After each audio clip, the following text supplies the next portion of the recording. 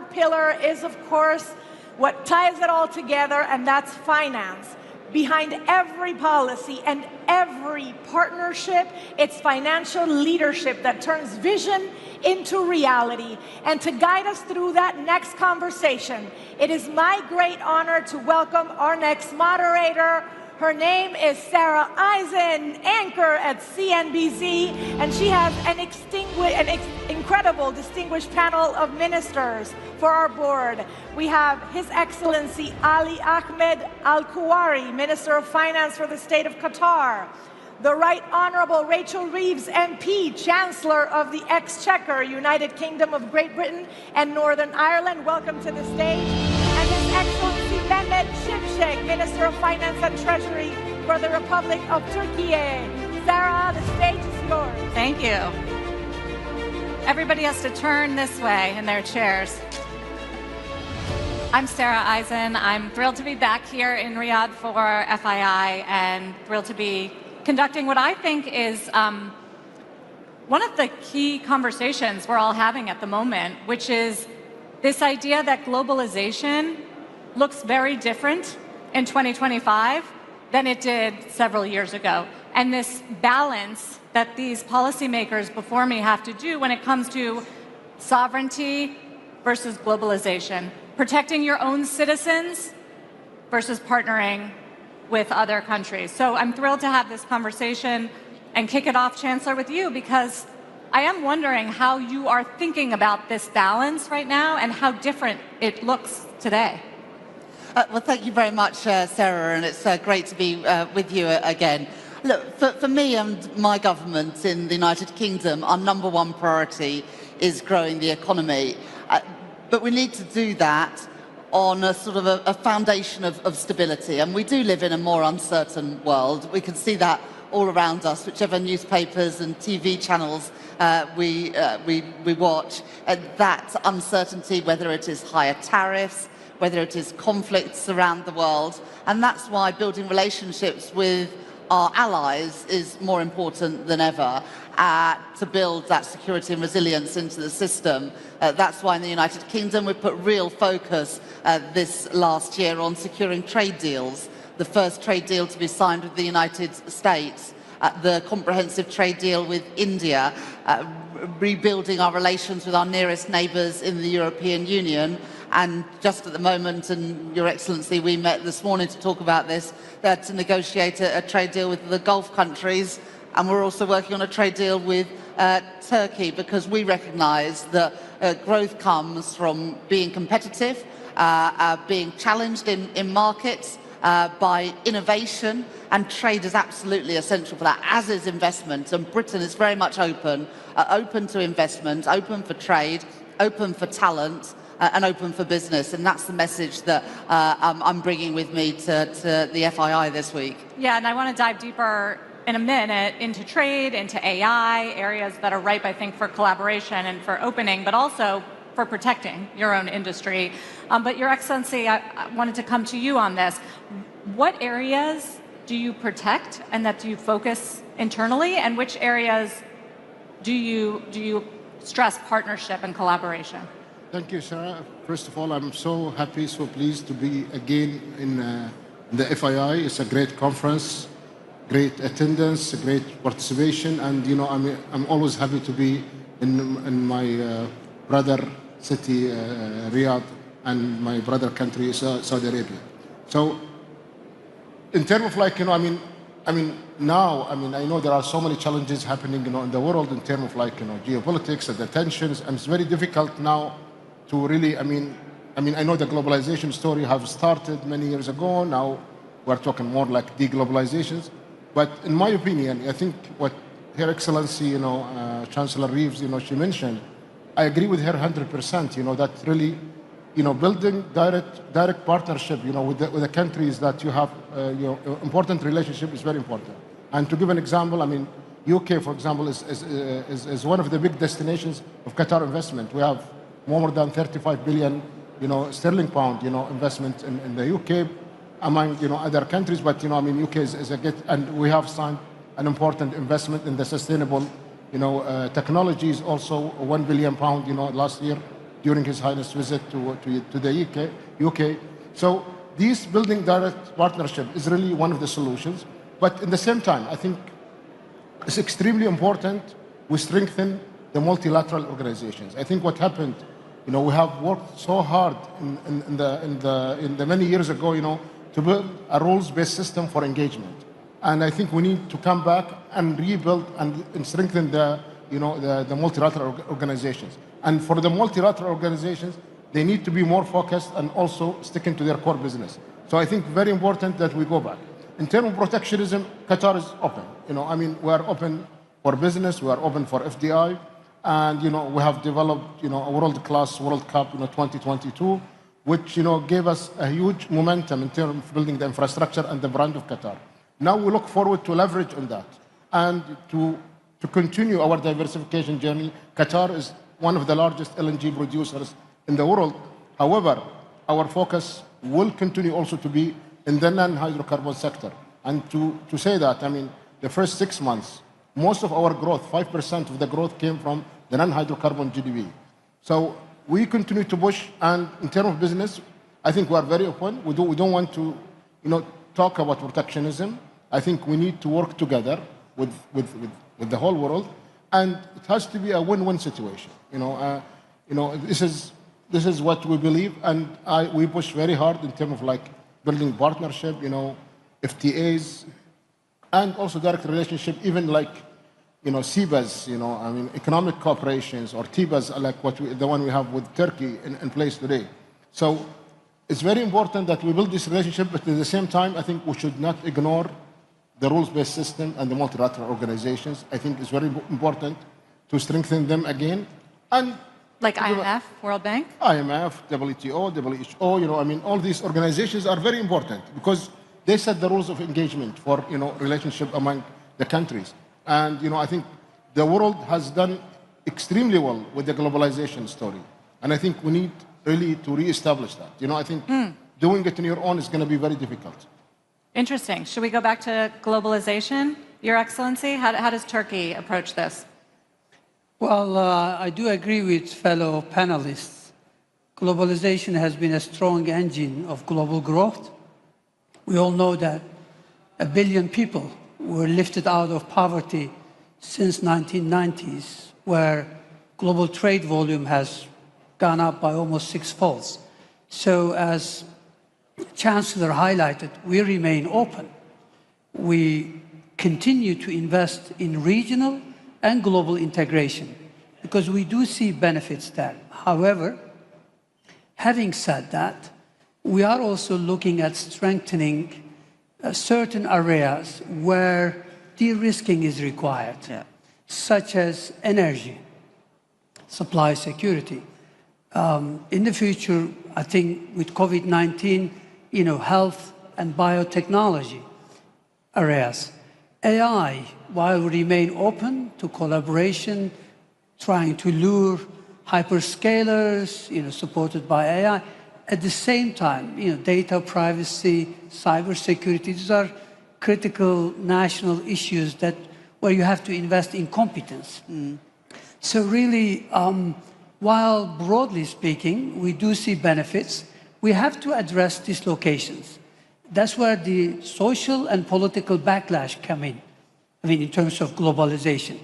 I think ministers of finance can do a lot. There are parts of, country or sectors where significant dislocations happens. Sure.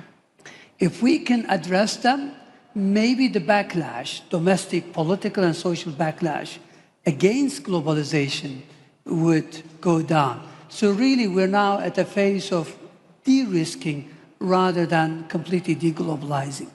Chancellor, I'm so glad that the political backlash was mentioned because you're all talking about being open and the benefits of globalization, but wasn't Brexit sort of a rejection of that? I think Brexit was a rejection of open borders. But if you look at the UK today, when we did that deal back in May with the European Union to take down some of those barriers and indeed to introduce an ambitious youth mobility scheme, there was public support for that. And actually, the sort of worry perhaps that we had as a government that reopening that can of worms of our relationship with the European Union might be quite dangerous. Actually, the response has been very good. For businesses, especially small businesses who face increasing red tape since we left the European Union, for workers who are now locked out of the jobs market in Europe, there are obviously huge benefits from rebuilding some of those relations. But also inflation is too high in countries around the world, including in the UK. And one of the reasons for that is that there's too much cost associated with trade with our nearest neighbours and trading partners. But I very much agree with my friends about recognising that in the insecure world we're in today, building up our domestic capabilities, but also diversifying our supply chains is really important. We saw during COVID and after Russia's invasion of Ukraine that the prices went up because supply chains were disrupted. In the UK, we want to be more self-sufficient in energy, which is why we're investing so significantly in that. It's why, like other countries around the world, we're investing in data centres and technology and AI, so we are less reliant on others. But this is not about building walls, because there are many countries where we share values, where it is mutually beneficial to take down those barriers to trade, and that's what we're trying to pursue, with really positive impacts for jobs and growth in Britain. And in the end, all of the challenges that we've spoken about whilst we've been here, all of the panels today, and the point that you were just making, Minister, about public consent for policies. Well, public consent is a lot higher when people see their living standards improve. And to do that, you've got to grow the economy, which means boosting productivity. And so investing in infrastructure, investing in technology, both at the business level and at the state level, is absolutely crucial if we're going to have growth that actually delivers for people in all of our jurisdictions, because all of us depend, whatever type of political system you live in, that the people benefit from growth and can see the impact of it, both on themselves and on the services and the state of the public realm. Your Excellency, I'm curious about your feelings on tariffs, whether they, and how they feed into this conversation, because I'm struck in the US talking to small and large businesses that I thought would hate the tariffs because it increases their costs. But what I increasingly am hearing is, I'm glad someone's standing up for American business, and so I'm willing to pay it. And there is that idea that it takes care of your domestic industry when you put on tariffs. How do you approach that? Well, tariffs are one form of protectionism. And we know that in the long run, it doesn't serve humanity. But I can understand, the sentiment in the United States, or broadly speaking, in developed world.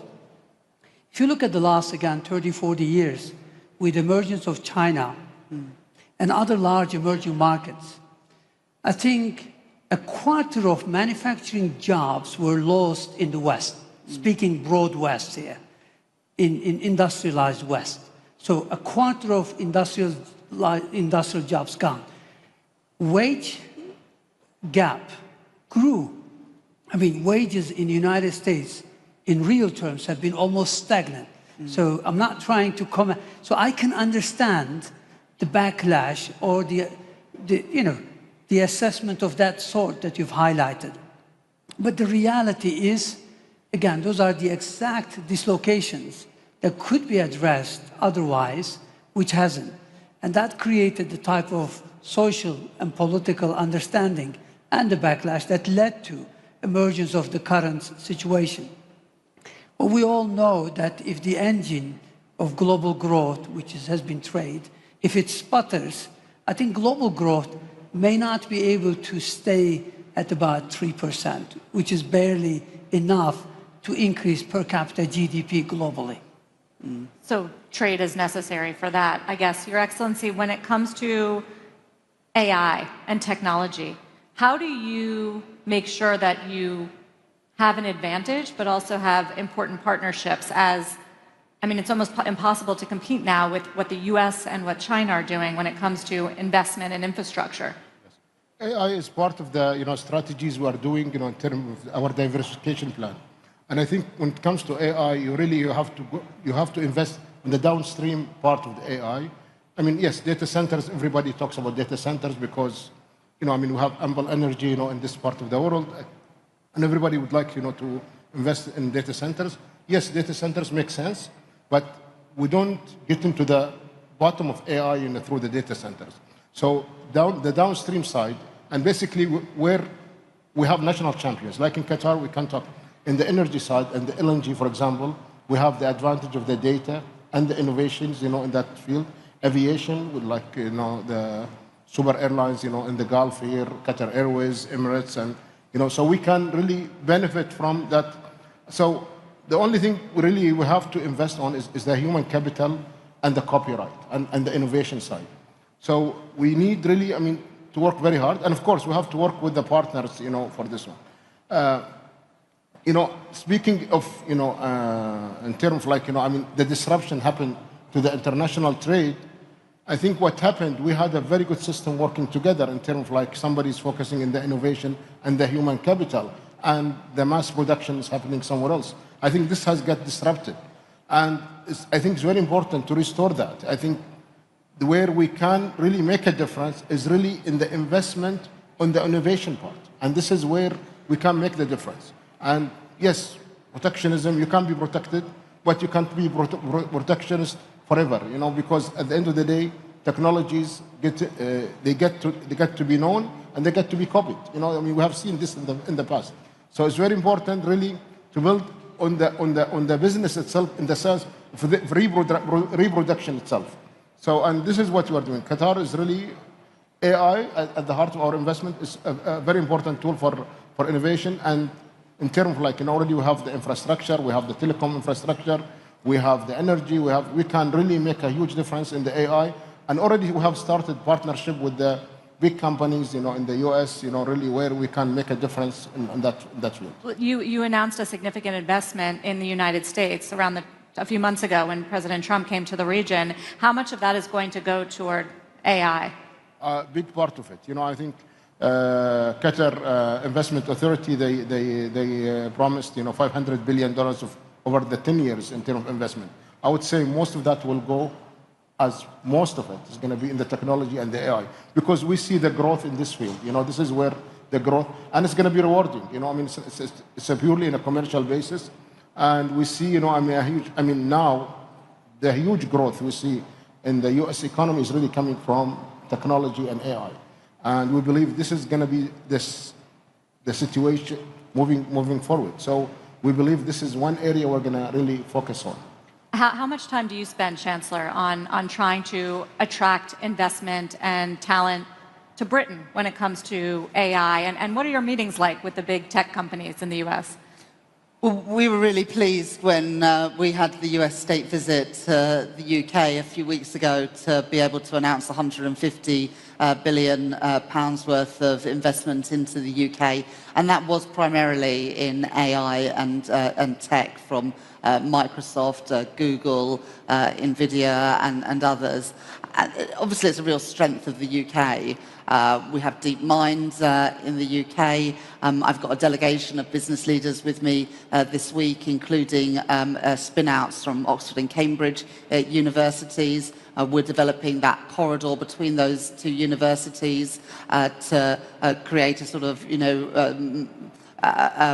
greater links and greater opportunities to expand those cities and their research capabilities and the businesses that come out of them. So we see AI in itself as a real positive growth engine for the UK, but also AI now underpins everything else we do. So if it's life sciences, that is underpinned increasingly by AI. Take financial services, or fintech is the big growth area there, and in the UK we're blessed to have businesses like Revolut that are growing at pace. not just in the UK now, but globally too. So AI underpins everything that we do. And we're also bringing AI and technology much more into running government services. We're increasingly putting things into a government wallet, a sort of a digital wallet where you can access information, starting with a driver's license and a veteran's card. So using technology and AI as well to improve productivity in government as well.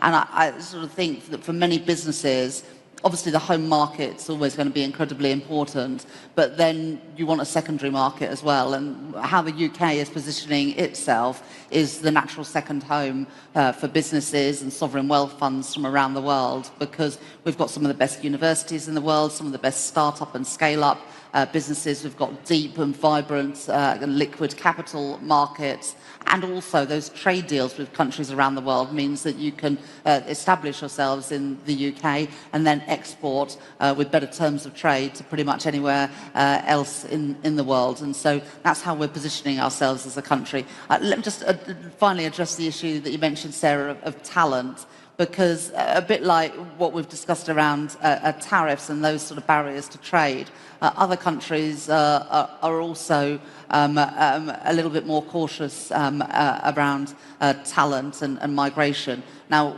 in the UK, we need to do more to stop illegal migration, but we're very much open to the top talent from around the world. And just recently, we've doubled the number of visas for all of our global talent visas. So that's for high net worth individuals, graduates from the best universities around the world, and also for researchers, particularly in some of those growth sectors like AI and life sciences, to our universities. And with no doubt we're going to fill those places on those visa schemes, but it's just another example about how in the world we're in, we want to be a country that is open to talent and trade and business. Do you have to convince them that you're not going to over-regulate? I mean, when I think sometimes of the UK and Europe, the fear is that.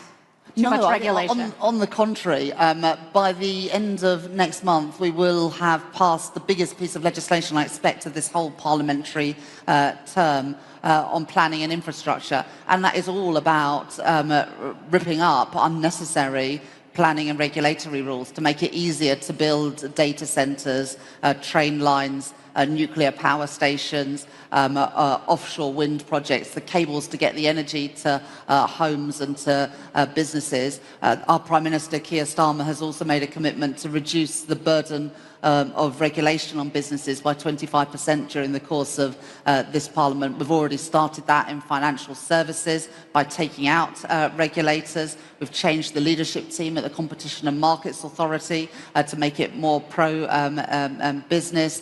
And so, you know, we're differentiating ourselves as well within Europe as being a country that is ripping up the planning rules, tearing up unnecessary regulation to ensure that you can actually get things done in Britain. And that's increasingly the case. And I think investors, whether that's sovereign wealth funds, private equity, venture businesses, can see that this government is moving forward at pace with measures to grow the economy. Good.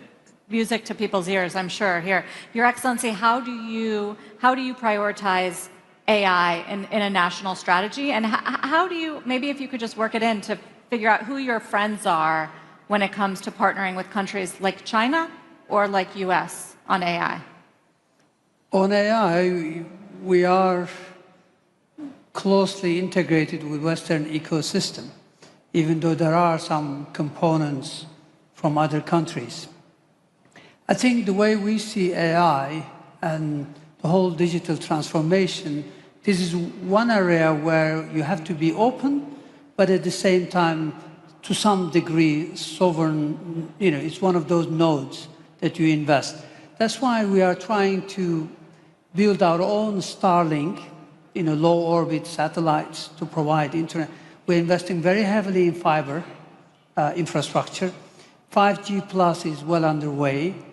We are investing in nuclear power plants to provide the base load for AI. So we're doing everything. In terms of human capital, we feel that we're blessed. Every year we get about 940,000 university graduates, and increasingly more in these areas. So human capital-wise, we're in good shape. Infrastructure, we're developing. And regulations, we did not join the European bandwagon in terms of Digital Market Act. So we've avoided that. And I think we want to look what's working before we move. So yes, we are investing heavily. It's one of those niche that could provide huge, immense boost to productivity. So we are quite optimistic. But again, we're trying to lure some international hyperscaler, investments. Having said that, some of our regulations, such as trusted cloud, keeping data, while cross-border data is allowed, but storing data locally, they're telling us that that gets in the way.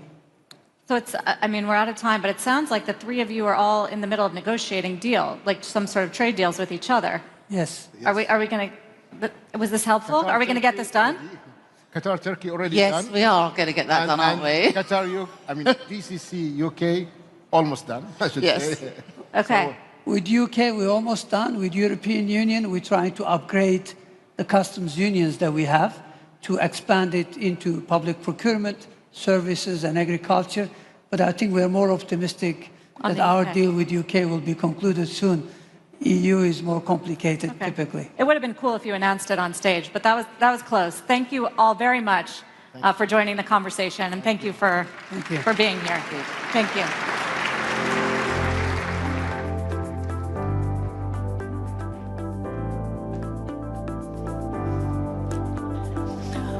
All right, ladies and gentlemen, I want to thank Sarah Eisner. Sarah, we almost closed the deal on stage. That was a good effort. I want to thank also His Excellency, the Minister of Turkey, for talking about AI, how they're investing heavily, and how also Rachel mentioned that they are getting rid of unnecessary bureaucracy that might impede progress.